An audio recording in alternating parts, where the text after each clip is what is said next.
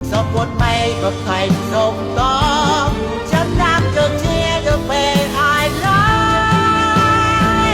Trời hoa cơn mơ nặng rơi tên thề, nỗi đau trong lòng chiều đêm khó đá.